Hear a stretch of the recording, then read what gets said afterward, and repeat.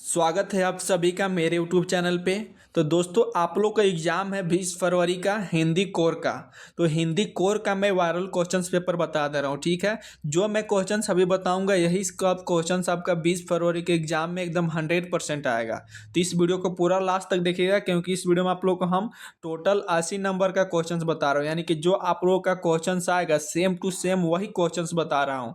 तो इस वीडियो को जरूर पूरा देखिएगा आप लोग, ठीक है। और आप लोग मेरे यूट्यूब चैनल पर पहली बार आए हैं तो आप लोग जरूर मेरे यूट्यूब चैनल को सब्सक्राइब करके नोटिफिकेशन को ऑन कर लीजिए, क्योंकि इस चैनल के माध्यम से आप लोग को हम वायरल क्वेश्चंस पेपर देने का काम कर रहा हूँ, ठीक है। तो चलिए बिना देर के वीडियो को स्टार्ट करते हैं। देखिए फर्स्ट क्वेश्चन दिया हुआ है, यहाँ पे बोल रहा है कि निम्नलिखित पद्यांश को ध्यानपूर्वक पढ़कर एक प्रश्न संख्या 1 से 4 तक के लिए सही विकल्प का चयन करें। यानी कि यहाँ पे देखिए आपको पद्यांश दिया हुआ है, ठीक है। इस पद्यांश को आपको अच्छे से पढ़ लेना है, इसके बाद क्वेश्चन जो पूछा जाएगा उसका आंसर देना है। तो आप लोग इस पद्यांश को अच्छे से पढ़ लीजिएगा। मैं यहाँ पर डायरेक्ट आप लोग को आंसर बता दे रहा हूँ, ठीक है। तो देखिए पद्यांश पढ़ने के बाद फर्स्ट क्वेश्चन यहाँ पे पूछा गया है, प्रस्तुत काव्यांश किससे संबंधित है।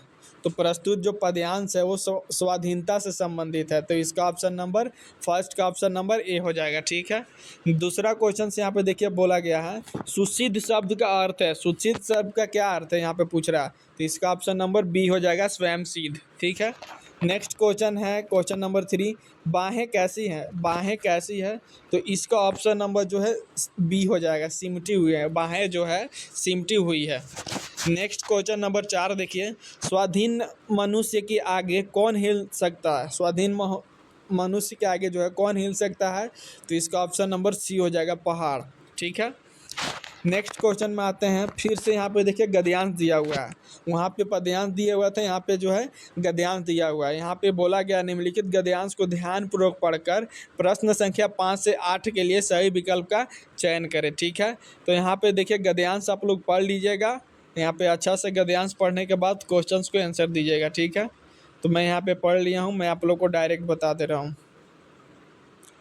तो यहाँ पे नेक्स्ट क्वेश्चन पूछा गया है, मनुष्य कब से एक दूसरे पर आश्रित है। तो मनुष्य जो है आदिकाल से जो है एक दूसरे पे आश्रित है। तो इसका ऑप्शन नंबर सी हो जाएगा, ठीक है।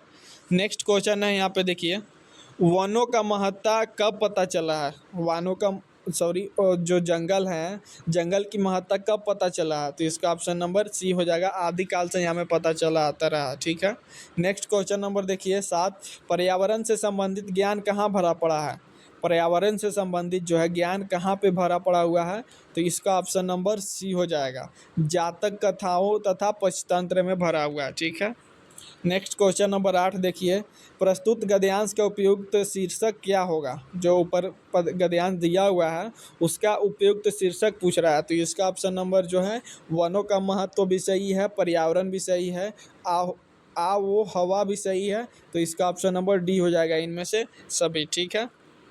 नेक्स्ट क्वेश्चन में आते हैं, देखिए यहाँ पे, रचनात्मकता को किससे पोषित किया जा सकता है। रचनात्मकता से जो है किसे पोषित किया जा सकता है।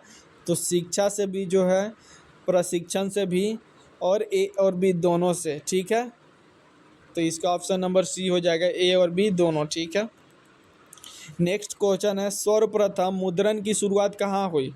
तो सर्वप्रथम जो है मुद्रण की शुरुआत जो है जापान से हुआ था। तो इसका ऑप्शन नंबर सी हो जाएगा, जापान। नेक्स्ट क्वेश्चन नंबर 11 देखिए, नई संचार भाषा को किसने जन्म दिया। तो नई संचार भाषा को जो है सिनेमा ने जन्म दिया। तो इसका ऑप्शन नंबर क्या हो जाएगा, बी हो जाएगा, ठीक है।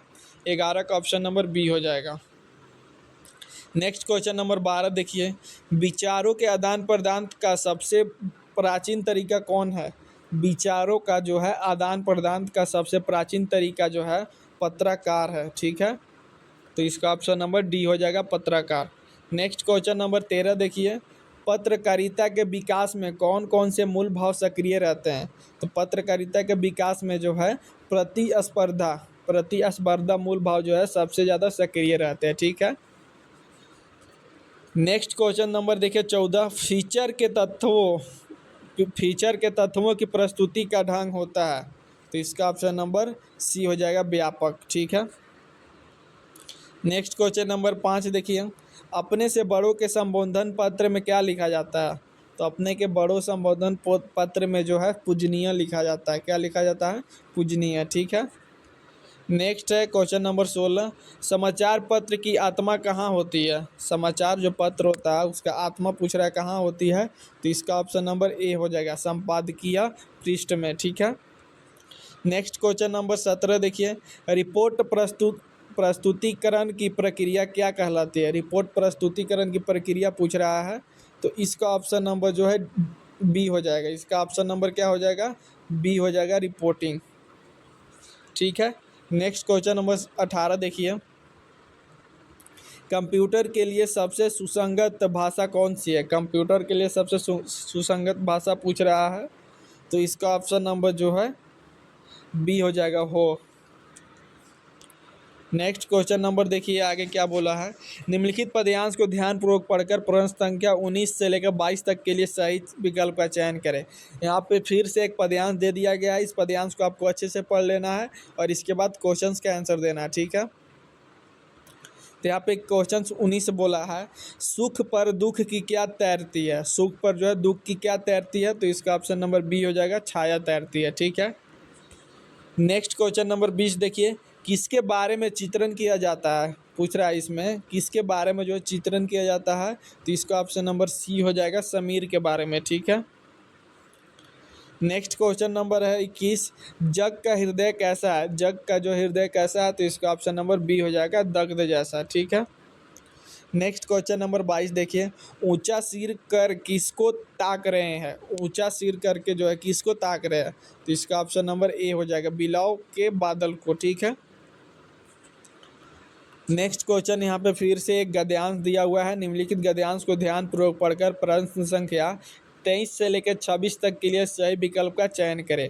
यहाँ पे फिर से एक गद्यांश दे दिया गया है, इस गद्यांश को आपको अच्छे से पढ़ लेना है, इसके बाद क्वेश्चंस का आंसर देना है। ठीक है। थोड़ा माफ़ी चाहता हूँ। फिर देखिए नेक्स्ट क्वेश्चन यहाँ पे बोला गया है, कुल कितनी कन्याओं का जन्म हुआ, तो इसका ऑप्शन नंबर जो है बी हो जाएगा, 3। ठीक है। नेक्स्ट क्वेश्चन नंबर है 24, सास और जिठानियाँ कब बिचका रही थी? सास और जो जिठानियाँ थी कब बिचका रही थी, तो इसका ऑप्शन नंबर जो है डी हो जाएगा, यानी कि यहाँ पे जो तीनों ऑप्शन दिया गया है तीनों ऑप्शन गलत है। ठीक है। तो इसका ऑप्शन नंबर डी हो जाएगा, इनमें से कोई नहीं। नेक्स्ट क्वेश्चन है, सास कितने कमाऊ वीरों की विधात्री थी, तो इसका ऑप्शन नंबर जो है डी हो जाएगा, 3 का। ठीक है। नेक्स्ट क्वेश्चन नंबर 26 देखिए, छोटी बहू को दंड क्यों मिला? छोटी बहू जो थी उसको दंड क्यों मिला था, तो उसका ऑप्शन नंबर बी हो जाएगा, लीक से हटकर। नेक्स्ट क्वेश्चन नंबर 27 देखिए, सिल्वर बैंडिंग पाठ में लेखक कौन है? सिल्वर बैंडिंग पाठ में लेखक कौन है, तो इसका ऑप्शन नंबर जो है सी हो जाएगा, मनोहर श्याम जोशी। ठीक है। नेक्स्ट क्वेश्चन है, मनोहर श्याम जोशी का जन्म कहाँ हुआ था, तो इसका ऑप्शन नंबर जो है, इसका ऑप्शन जो है आप लोग बताइएगा। ठीक है। इसका आंसर जो आप लोग कमेंट में ज़रूर कीजिएगा। नेक्स्ट क्वेश्चन है, जुज पाठ का कथनायक कौन है? इसका भी आंसर आप लोग कमेंट में ज़रूर बताइएगा। ठीक है। लास्ट क्वेश्चन से यहाँ पे देखिए है, मोहनजोदड़ो का अर्थ क्या है? तो मोहनजोदड़ो का जो अर्थ है, मुद्रों का टीला को हम लोग बोलते हैं, मुद्रों का टीला को हम लोग बोलते हैं मोहनजोदड़ो। ठीक है। तो इस तरह से मैं आज आप लोग को 30 ऑब्जेक्टिव क्वेश्चन बता दिया। अब नीचे आइएगा तो आप लोग यहाँ पे जो है very short answer type question है, यानी कि 2 नंबरिया क्वेश्चन है, इसका आंसर जो आपको 2 लाइन में लिखना है। ठीक है ना। तो यहाँ पे मैं क्वेश्चन दे रहा हूँ, आंसर आप लोग खुद से लिख लीजिएगा। तो यहाँ पे आप लोग इसका स्क्रीनशॉट ले लीजिए, 31 से लेकर 37 तक को एक और बढ़ा देता हूँ, तो 38 तक आपका जो है 2 नंबरिया क्वेश्चन रहेगा। इसके बाद आगे बढ़ते हैं तो यहाँ पे आएगा शॉर्ट आंसर टाइप क्वेश्चंस, यानी कि 3 नंबरिया क्वेश्चंस रहेगा। 3 नंबर का क्वेश्चंस आपको 6 को बनाना रहेगा, जिसमें कि आपको टोटल मार्क्स जो है 18 नंबर मिल जाएगा, यानी कि 3 नंबर का एक क्वेश्चन है। प्रत्येक वर्ड को, प्रत्येक क्वेश्चन को जो है ना 150 शब्द के अंदर मतलब लिखना है। तो यहाँ पे क्वेश्चंस मैं यहाँ पे दे रहा हूँ, आप लोग इसका स्क्रीनशॉट ले लीजिए या लिख लीजिएगा, आप लोग खुद से कर लीजिएगा, क्योंकि ये सब क्वेश्चंस आपके एग्जाम में आने वाला है। ठीक है। 39 लिख लिया आप लोग, यहाँ पे 40 41 लिख लीजिए। 40 41 लिखने के बाद फिर यहाँ पे देखिए 42 43 लिख लीजिए आप लोग। इसके बाद 44 45 लिख लीजिए आप लोग। इसके बाद 46 भी लिख लीजिए आप लोग। अब आते हैं यहाँ पे देखिए 5 नंबरिया क्वेश्चन। यहाँ पे 5 नंबरिया क्वेश्चन आप लोग को 4 गो रहेगा, तो यहाँ पे मैं क्वेश्चन दे दे रहा हूँ। लिख लीजिए आप लोग 47 क्वेश्चन। 47 का ख भी लिख लीजिए। 48 क्वेश्चन लिख लीजिए आप लोग। 49 लिख लीजिए आप लोग। 50 लिख लीजिए। 51 लिख लीजिए। इसके बाद 52 लिख लीजिए।